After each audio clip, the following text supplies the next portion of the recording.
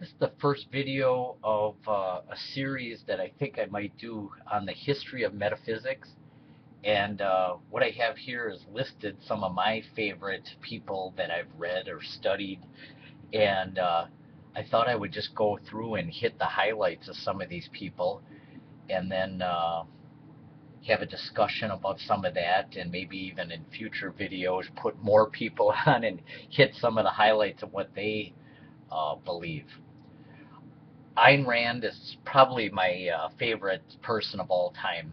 Her objectivism theory of self-interest, trying to do uh, through productive, real means here on earth, uh, was the pursuit of one's own happiness, was the best way to view your existence, and most noble way. She did not believe in coerced altruism, did not believe in God, thought those were forms of evil for many in-depth reasons.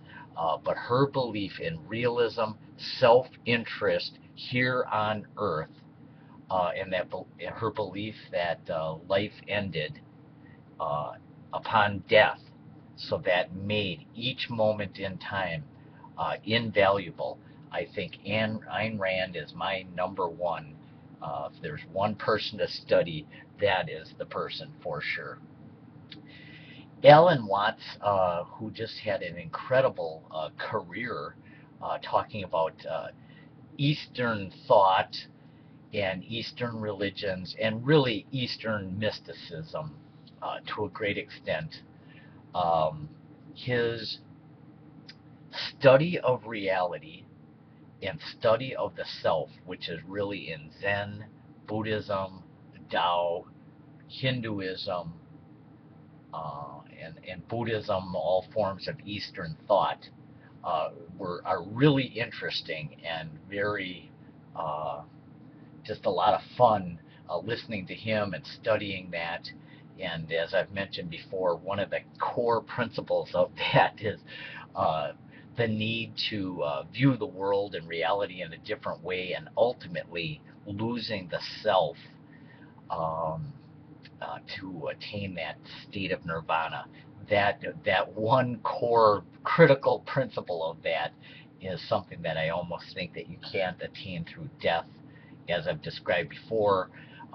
Possibly somebody climbing Mount Everest maybe becomes one with that reality, where you yourself and the event merge into one, or maybe some great Olympic event, or great classical musician or artist or something that is just so phenomenal.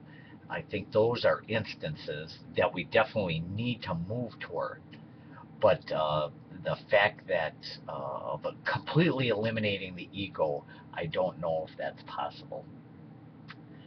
Parmenides believed in one, an underlying, unchanging, immutable reality. And I loved his uh, Plato's Parmenides and the description of the one, that it even transcends itself. I love that line. A lot of the book Metaphysics of Being really was based on Parmenides, an interpretation of Parmenides. Heraclitus, um, eternal flux, that is really interesting. I have not read a lot about Heraclitus. I think I have one book on him. But this concept of eternal flux really makes sense to me, especially when you think of quantum mechanics and you can never quite get to the core of what this is all about, being and reality and so forth, that this perpetual eternal flux of something makes a lot of sense, and I want to check into that more. Anaxagoras believed that, just this one statement, everything is in everything. I absolutely love that statement. Any finite set, um, you have an infinite. If this was a finite line, you have an infinite amount of points within a finite set, whether it be depicted like that or in that. You have an infinite amount of points within a finite set. So that just seems to be an incredible paradox, and kind of supports this statement that he made 5,000 years ago: everything is in everything. Zeno came up with his classic paradoxes, which I absolutely love. They're in the Metaphysics of Being. Um, Watts maybe came up with the best reason why the paradoxes don't make sense. We, as limited human beings, try to limit and understand the world in a discrete manner. And Alan Watts just goes right over the top of that and says that is precisely the fact why these paradoxes exist, is that life is ever changing, ever flowing motion. And when we try to break it down into what is a moment in time, and how does Achilles catch the tortoise and so forth, the logical system breaks down because we are destroying life. So that's all interesting, especially how Alan Watts came up with it. I don't believe mathematics ever solved this.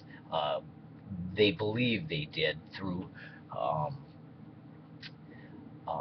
calculus, but the fact that calculus approaches a limit and never quite gets there, I think, supports Zeno's paradox. So that's just still out there. Euclid, which was a big foundation of the metaphysics of being, his first statement in the Elements, that a point is that which has no extension, is absolutely amazing to me. That if you have, here's a point, and he's saying, by definition, and this book of elements still is the foundation today of mathematics. If now that point would make up a line, so we have a something here made up, which by definition was a nothing there. So this something built of all the nothings, and this was another foundation of the metaphysics of being, which absolutely makes no sense at all. How a point is that which has no extension, and then we just disregard that and say, well, lines are exist and are made up of other lines. They're made up of points which are nothing, and just this can go round and round, and it's just an absolutely amazing thing that will never never be settled by the human mind, I don't believe. And it's at the crux of all these paradoxes and so forth. Bertrand Russell, his book in particular, um,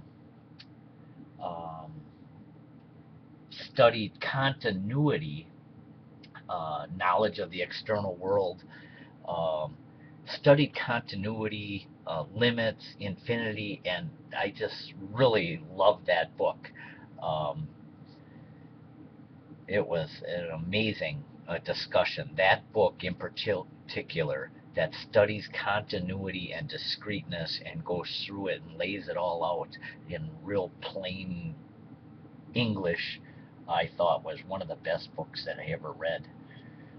Heisenberg's uncertainty principle, that's just blew my mind the first time I ever read or knew about that. The fact that you could never know a location of a point and the direction it was moving. You can never know 100% of those two facts. So that just supported this whole idea of the elusiveness of reality and of being. Schrodinger's cat is absolutely crazy. Gets into superposition, which was scientifically proven through um, the double slit experiment that the potential photon goes through two slits in forms of potential until being observed. So those two states of being in potential exist at the same time in superposition. And that is absolutely an amazing thing, scientifically proven that if that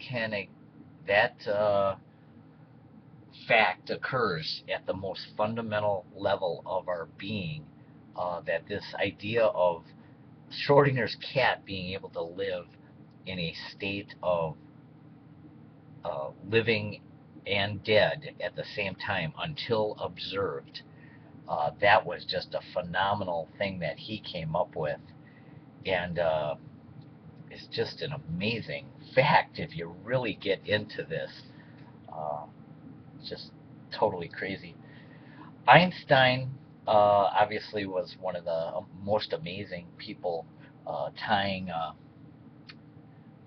matter and time together. The fourth dimension was an incredible breakthrough, and all the paradoxes that arise with the bending of time, going faster and slower as you approach the speed of light, the EPR paradox, and the twins paradox are just amazing as time gets distorted.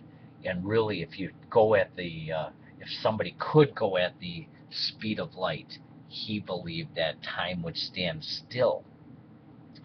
So all of that is just completely amazing and just proves how we live in a relative universe, as it relates to time and space and our existence, that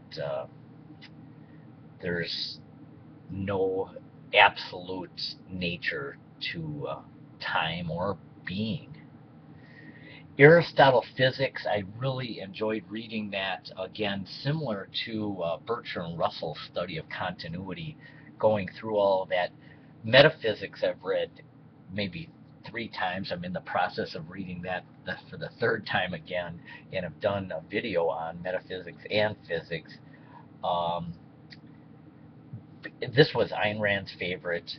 Again, at the end of the day, he really got into realism. Even though he studied and got into a lot of this transcendent reality with the soul and where does it all come from and so forth, at the end of the day, he really went back to realism. Leibniz was amazing. His concept of monads, that this was the most fundamental unit in nature, and he believed that they were eternal and unique, which was really kind of creative that he came up with that whole concept of the monads. So here's just a quick history of metaphysics of 5,000 years jammed into a 13-minute video.